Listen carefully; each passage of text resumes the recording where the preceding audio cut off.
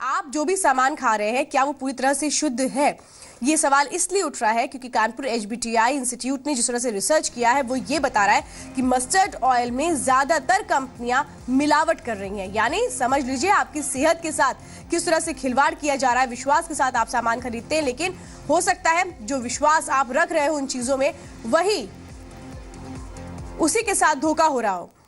और अब ऐसे में तो यही सवाल उठता है कि यार सब कुछ नकली मिलने लगा है, दूध नकली, मसाले नकली, तेल नकली। तो कानपुर की एचबीटीआई इंस्टीट्यूट का कहना है कि मस्टर्ड ऑयल में केमिकल की मिलावट हो रही है और ये मिलावट बड़ी और नामी कंपनियां कर रही हैं। इसकी वजह से लोगों को गंभीर बीमारी भी होने का खतरा है। अब ऐसे में लोग खाएं तो खाएं क्या?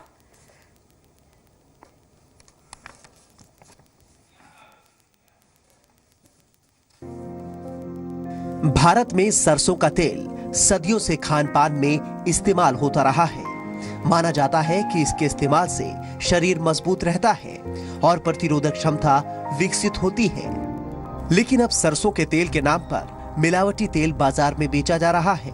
धोखा देने के लिए इसमें पीला रंग भी मिला दिया जाता है। एक रिपोर्ट में ये बात सामने आई है कि कई तरह के केमिकल से तैयार ये तेल न सिर्फ घातक हैं बल्कि कई बीमारियों को भी जन्म दे रहे हैं।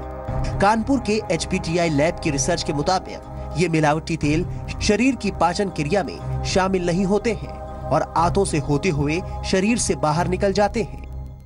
बाजार में जो सरसों का तेल है उसमें बहुत मिलावट है, अतः उस पर हम लोगों ने एक अध्ययन किया है और उसी अध्ययन के अंतर्गत ये पाया गया है कि जो बाजार में साधारण तेल जो खुले हैं सब ब्रांडेड प्रोडक्ट मल्टीनेशनल्स के सब भारतीय उत्पादक करता है, उनमें बहुत मिलावट है। एचबीटीआई ने रिसर्च के लिए कई राज्यों से तेल के नमूने इकट्ठे किए। इनमें लोकल तेल से लेकर बड़ी कंपनियों के ब्रांडेड तेल भी शामिल थे। 8 महीने की रिसर्च से पता चला कि तेल में कुछ केमिकल तो मानक से 20 गुना अधिक मात्रा में मौजूद थे।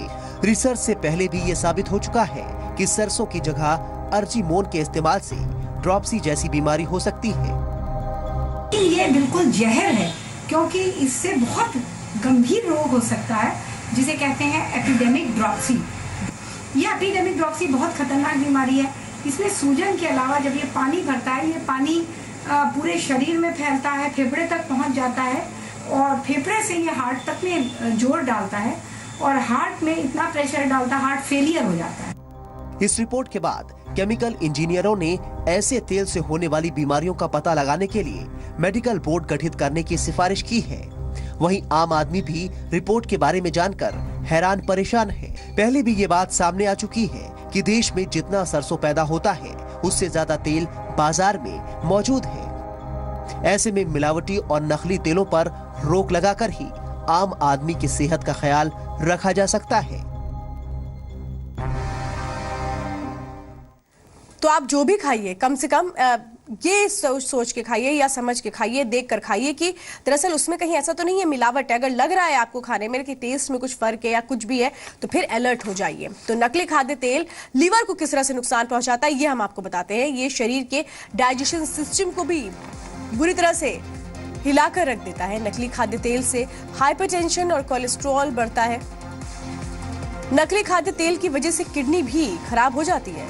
तो जॉइंटिस, हेपेटाइटिस, उल्टी, पेचिस, एनीमिया जैसी घातक बीमारियां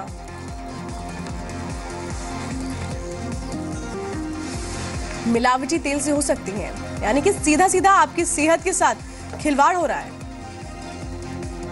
तो चंद मुनाफे के लिए कैसे लोगों की सेहत के साथ खिलवाड़ कर रही हैं कंपनियां, लेकिन इन्हें क्या रोकने के लिए कोई नियम नहीं है? क्या इन पर सख्ती नहीं हो सकती? और इस तरह से हिम्मत कैसे हो जाती है मिलावटखोरों की मिलावट करने की? क्या कहीं ना कहीं सिस्टम की खामी इसमें नजर आती है?